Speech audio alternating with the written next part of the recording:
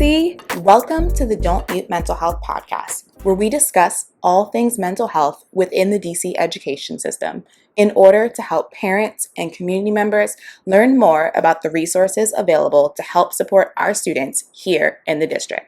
My name is Renata, and I'll be your hostess for today.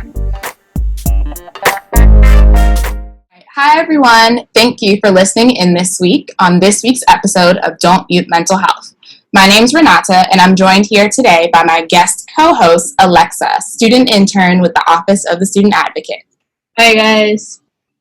We're joined here today by Miss Amanda Zigman, DC Public Schools teacher, who's also one of Alexa's teachers. And today we're going to be talking about how teachers and students can support student mental health. Ms. Zigman, thank you so much for joining us here today, and I'm excited to get started with you. But first, let's start off with having you talk a little bit about yourself. Sure. So I actually taught Alexa this year at Banneker High School. I teach AP World History, and this was my first year to teach pre-AP World History. All of our students at Banneker actually take AP World History, either with me or with another teacher. So it is a really interesting challenge for many of our students to take their first AP class as a sophomore.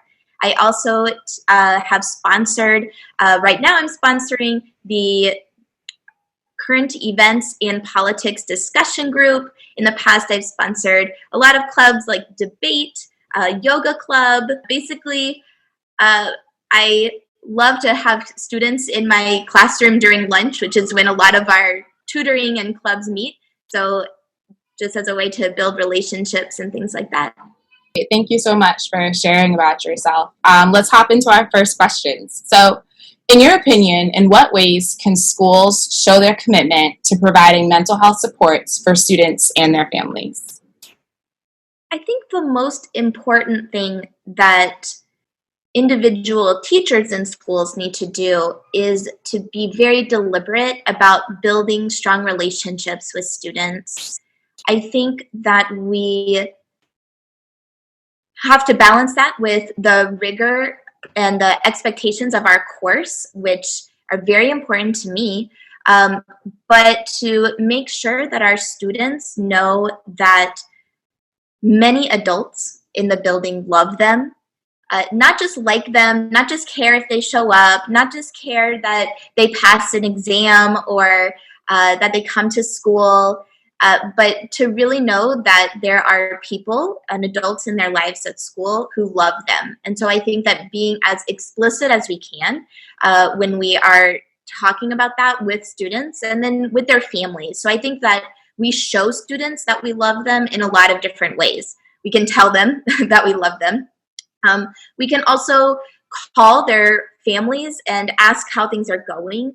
We can support them when they need help, whether that's in our coursework or whether that's bigger picture, whether it's a recommendation letter or whether it is just a difficult time with a friend or another teacher or a family member. And so I think having those formal and informal relationships are really the key to start a larger conversation about mental health supports, because a school can have many formal supports. We can have the school social worker and we can have the guidance counselor, but if students don't feel comfortable reaching out to those people, and if students don't have a person who they feel is an advocate for them, regardless of the role that the adult plays in the school, then those things don't matter as much. And so setting the first part as having the strong relationships with students is, I think, the most important building block.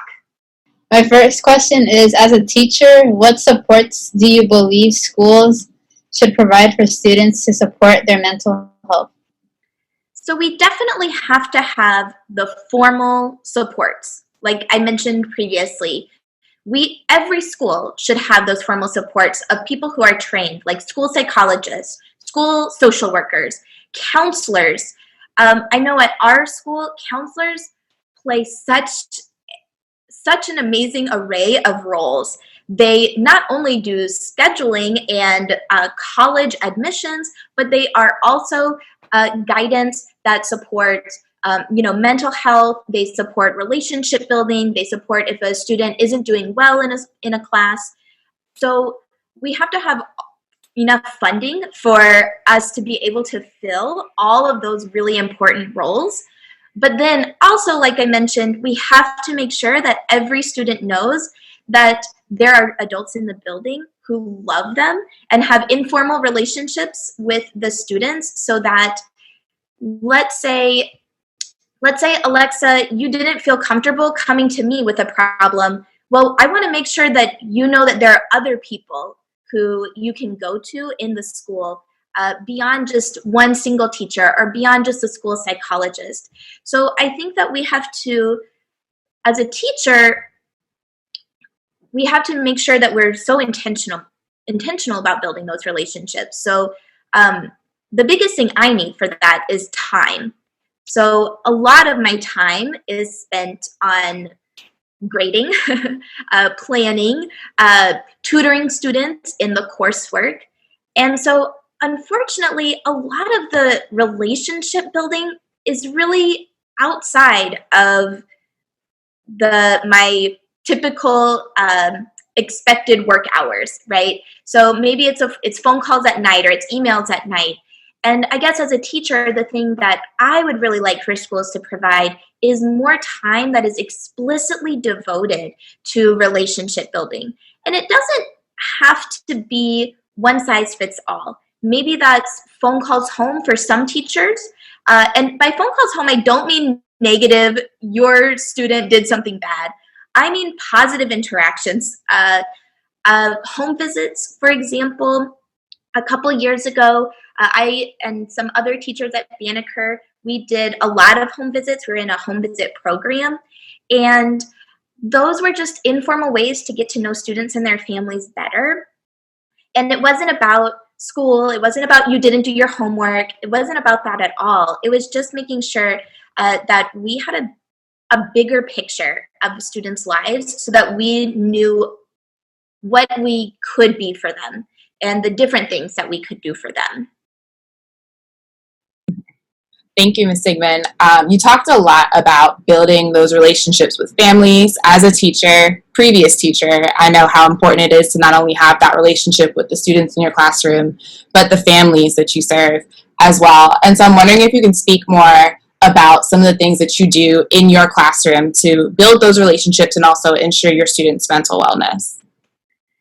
So as far as building relationships, I think small things are small, consistent things that are part of a routine are just as important, if not more important, than the one-off kind of insincere things that sometimes we try to do. So I think that it's way more important for a teacher to every day greet every student to say, hey, how are you doing? Just like really basic stuff, than to have some type of once a term we sit in a circle and do something that might feel just strange. So I think that it's better for us to focus on what can we do every day that builds relationships? How can we make sure that the way that we speak to students every day, every time is respectful?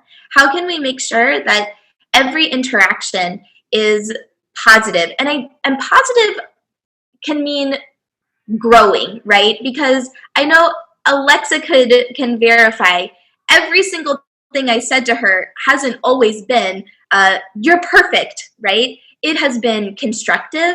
I've helped her make ideas better, tried to advance her coursework. But there are ways that we can do that with students to make sure that we're pushing them to achieve at the highest levels, that are also recognizing that every single thing that we say to a student, they can remember. I think that that's something that I try to keep in mind, that a lot of times students will come to me many years afterward and they'll say something that I said to them that I don't remember at all. That was just a small little interaction that totally was off my radar. But to them, it was a huge deal. And so I try to keep that in my mind, that even the small things that we're saying, we have to remember that that could be the thing that the student remembers about you. And remembering that, I have a 1-year-old now, and I think, how do I want his teachers to talk to him?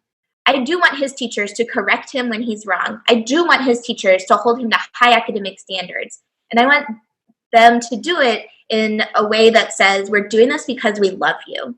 We're doing this because we believe that you can achieve this. And so that's something I try to be cognizant of. Kind of the bigger mental health and wellness piece is that I try to recognize persistence and hard work as well as achievement.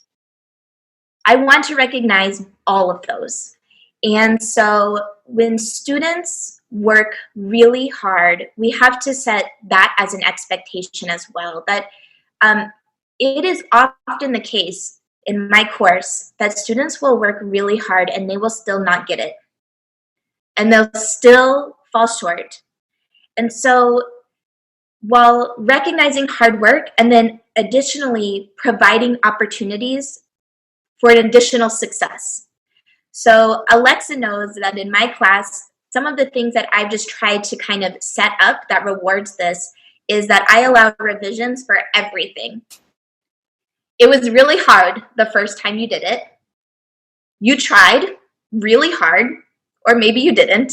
I'm not sure sometimes, right? Like sometimes you didn't try hard, but that doesn't matter. You didn't succeed at the expectation. So now you're going to try again. And then sometimes, Alexa can attest, you try it again and you still actually don't meet the expectation. So then you get to try it again. And you do it over and over again and you can get feedback, but that's something that as a teacher I've tried to put into my practice as so important, that revision and learning from the mistakes, and revision not just for revision's sake, but revision for actually getting better. I try in my classroom to provide a lot of structure and organization for students. So at the beginning of the week, students get a schedule of everything that's going to happen that week. They know all of the homework. They know all of the class expectations. That way they can have a plan. I think that having expectations and routines can decrease the unknowns, which is really hard for students, especially if they struggle with anxiety, or if they struggle with, as I see a lot of my students, they get a lot of anxiety about having things be perfect. And so I think that is often tied with not really knowing expectations or being scared that your one shot is the only shot. And so I've tried to kind of eliminate those anxieties from my classroom. Thank you, Ms. Sigmund. I wanted to say that I like that how you did, like, you allowed us to, revise our stuff, and you let us turn it in, like, all the way at the end of the term. Like, it didn't matter when we turned it in, as long as we turned it in at the end. I feel like that helped a lot of people, because, like, people just go through a lot, like, even if it's, like, not in school. Like, so that gives them, like, the mindset that they can do it without, like, worrying about it until, like, the end of the term. Alexa, how do you think I balance that, though? I'm nervous about sometimes when students might leave things till the end, and then that can lead to more anxiety, right? So do you think that there's a way that I can do that better or differently? I don't know. It just really depends on the person. Because, like, I know a lot of my friends, sometimes they like leaving stuff till the end. Or, like, they're just, like, procrastinators a lot. But I, like, get to do stuff, like, done earlier or on time. So it just depends. So I don't really know. Yeah. Okay. My next question is, what are some things you think that schools should do to increase mental health awareness? Oh. I think that we have to start with curriculum that we're putting in front of students. What that can mean is robust health curriculum that addresses mental health awareness. I know that at Banneker, I often hear a lot of discussion about mental health come out of their official health class, and especially with research papers that students do, They are allowed to pursue their interests of mental health through their independent research. And so I think that the curriculum is a great place to start. I think that having perhaps advisory curriculum is another place to start, where students can learn a variety of strategies to address mental health and address, for our students, I think that a lot of it is balancing workload and how to deal with the anxieties of a lot of work, and how to balance that rigor with family and with any other outside expectations, clubs and things like that students are doing. So I think that schools can start with explicitly teaching those strategies. And by strategies, I mean things like keeping an agenda where you have very organized the things that you need to do. And these are things, I'm not saying that these strategies are enough if you're experiencing a very serious mental illness. But I'm saying for many people in the population, these are strategies that can like decrease their anxiety. Having assignments that are broken down so that we have really clear scheduling. These kinds of things can decrease anxiety for students. And then I think that in our health curriculum and in maybe an advisory curriculum, we need to have explicit awareness of strategies for more for mental illness. So beyond just kind of this pithy advice of like try to be organized, that's not what you need to hear if you are suffering depression, because that's not going to help you. So we kind of need to have these two different conversations. What's good for general mental health and mental fitness, I think, is kind of a way to think about it. Things that anyone can do to make sure that they are mentally fit. And then also what are strategies for people who are experiencing a mental, like really like either a crisis or who really need more intervention. I think that there's two conversations that we should make sure that schools are having.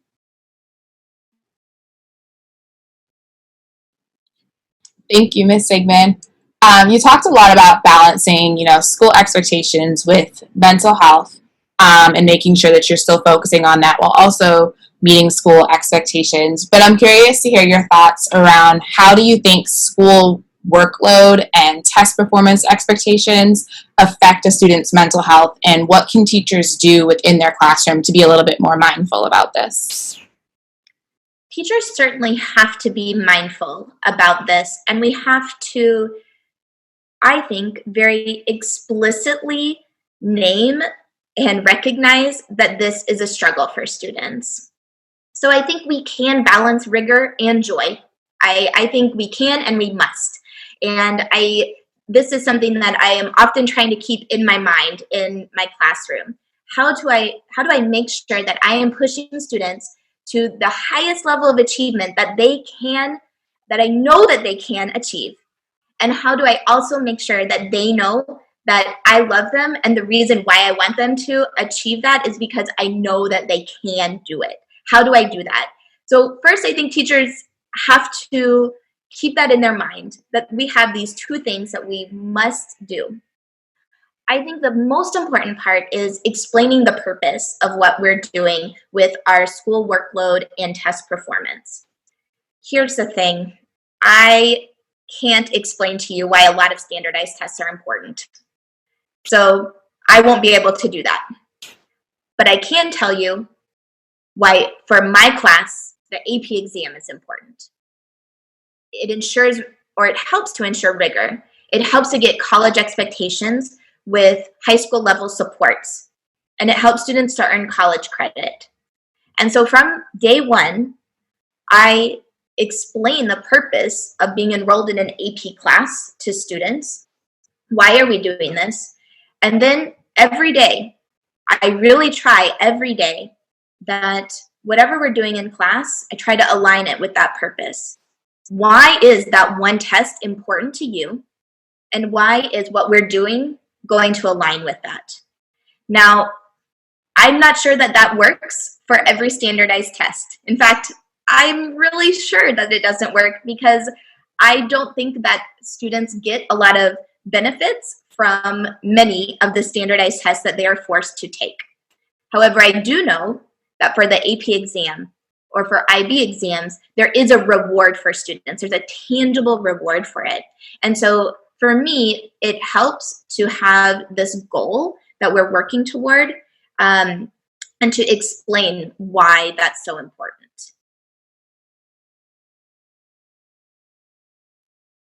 Thank you, Ms. Sigmund. Okay.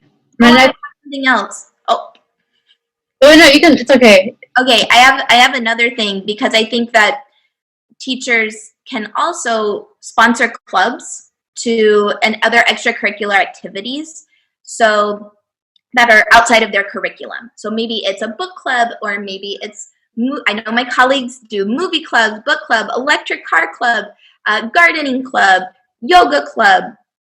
And I think that those extracurriculars and being willing to sponsor students with that is another piece, because that also goes back to relationship building, that students know that you are showing up for them even when you are not engaged in something that's explicitly academic. So Alexa, you're part of the current events and politics discussion group that we hope will be able to continue next semester. And in that club, we are able to read something that's going on in the world today.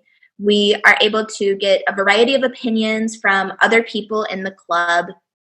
And it helps us to kind of build that informal relationship that I think is so important for the things that we were talking about with like connecting students to those more formal supports.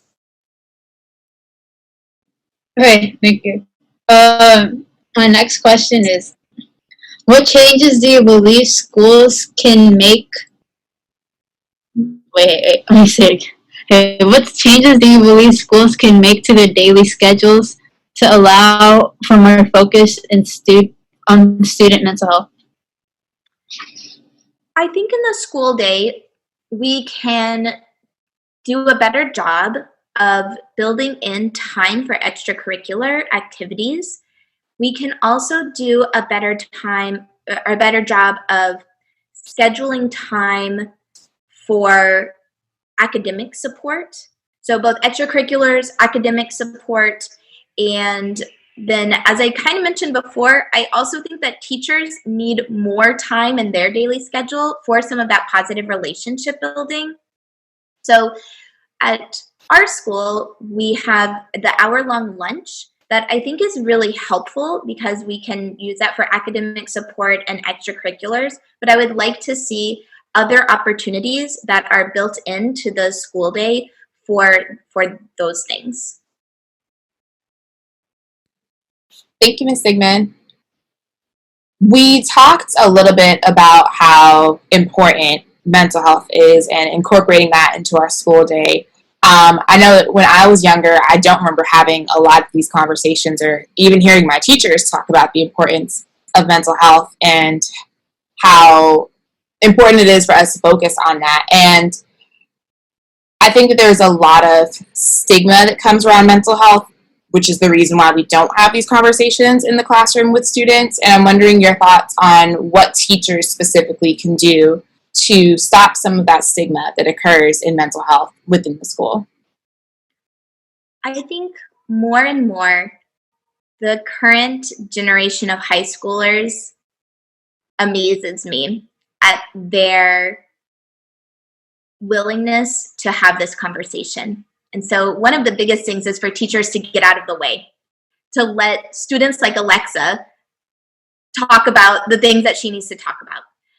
So I think, and giving opportunities for students like Alexa to have leadership roles, to explore and have conversations and have a podcast and things like that. So I think that's one of the things that I'm consistently in awe, that the stigma, even that when I was in high school, I think that we are, as a community, moving beyond that. And it really impresses me, because this group of young people just speak so differently than when I was in high school. They talk about things so differently than I remember.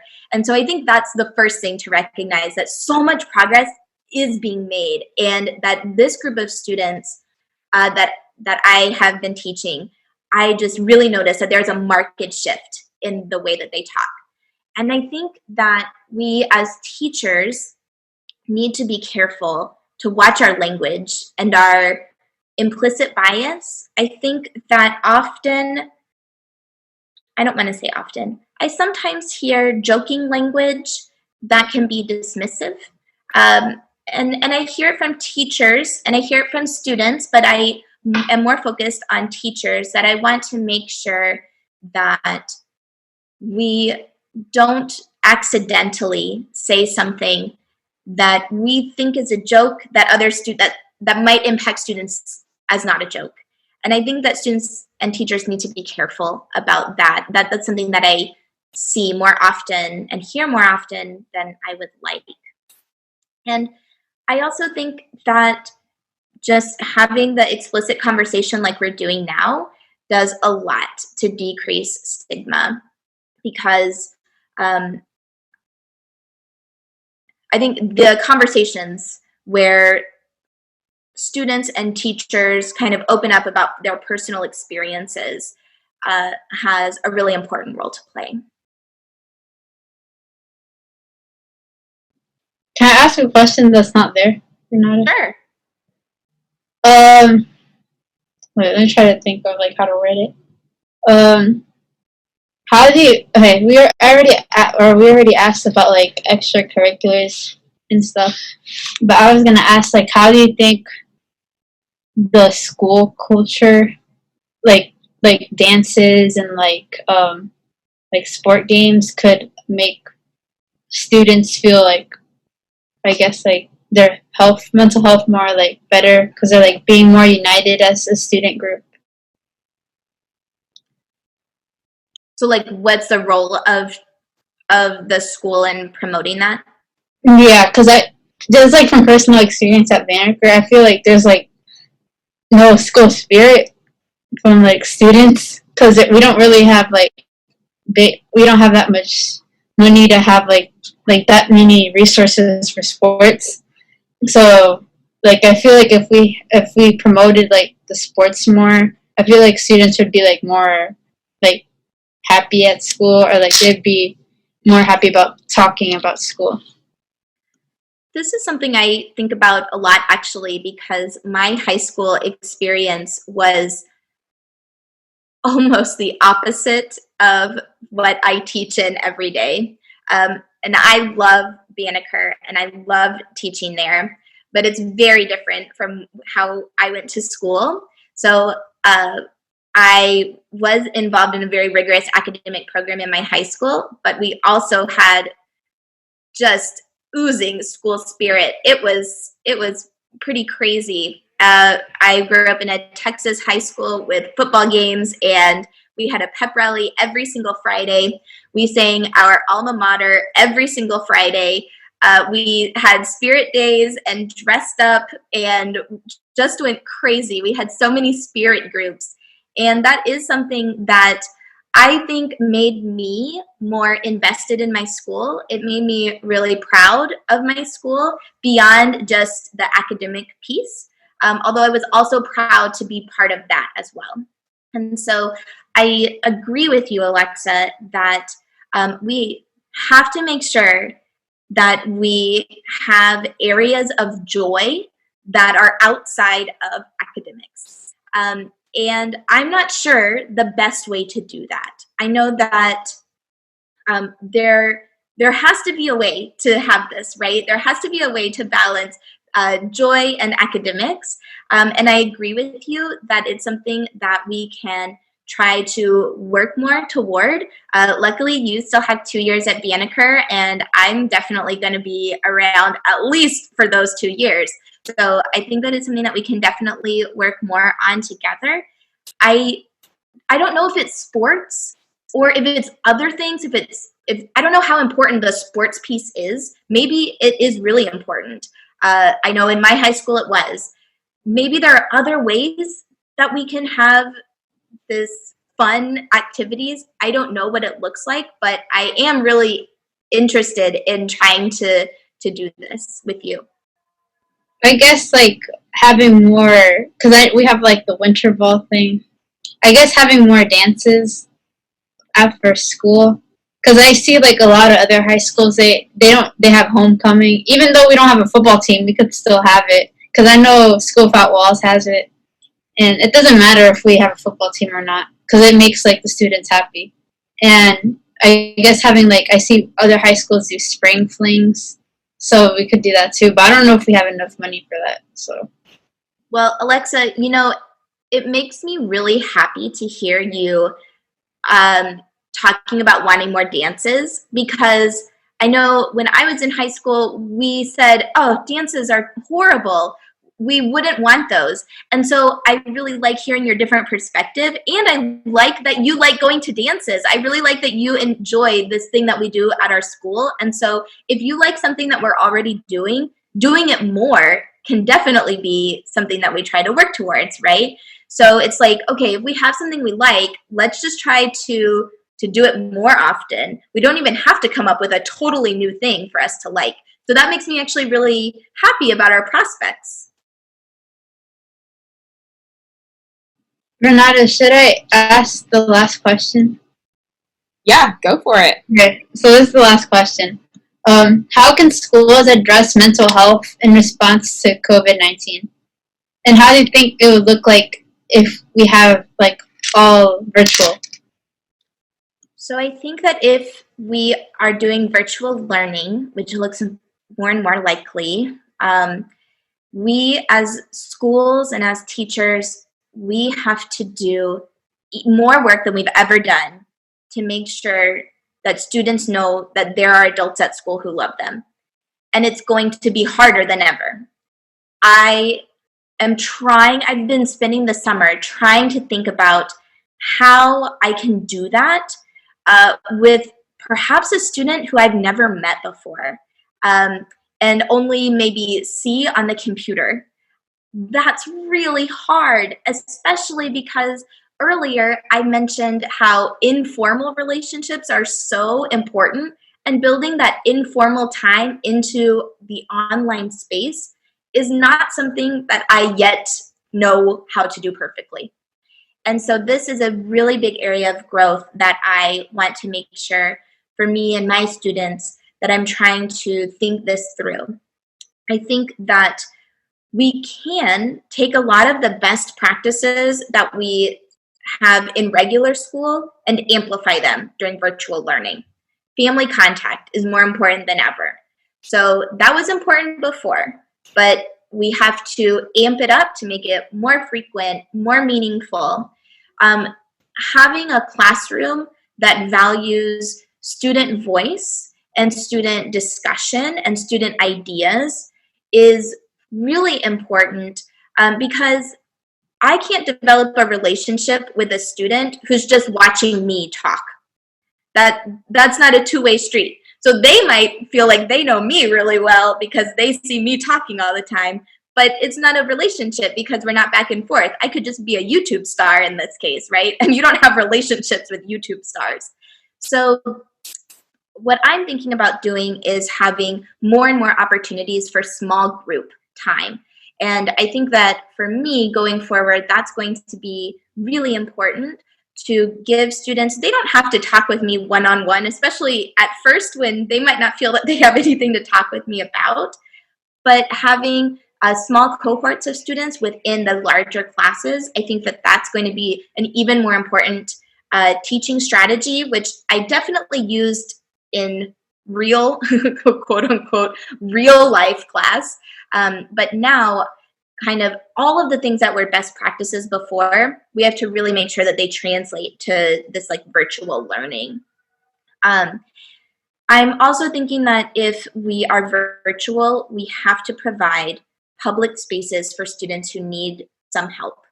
So we need some space where students can go, and I don't have the logistics worked out that, it has to be every day or the morning or whatever it is, but we have to have a space for students who can't work from their home. because that is some students. And so whether it's a technology issue or whether it's just a home issue, we want a place where you can get quiet and you can have this time to focus. If you have issues with math, we want to make sure that you have a place where you can check in, because it's really hard to reach out just virtually. And so I want to make sure that we have even more avenues than we've ever had. Teachers will need to really make sure that they are having intentional conversations when they check in with students, because if I only ask you, how are you? That's not going to get a real conversation. And so we have to have the relationship on the back end, and then teachers need to have a toolkit of ways to have really important and really hard conversations so that we can connect students with the things that they need. And that is going to be more challenging virtually than it was in person. And in person, it was still pretty tough to do. Thanks so much, Amanda, for all of the great insight that you provided during this conversation. There are so many things that other educators can take away from this, but also our city officials can take away from this conversation as well. So we truly appreciate you taking the time out to come and talk with us.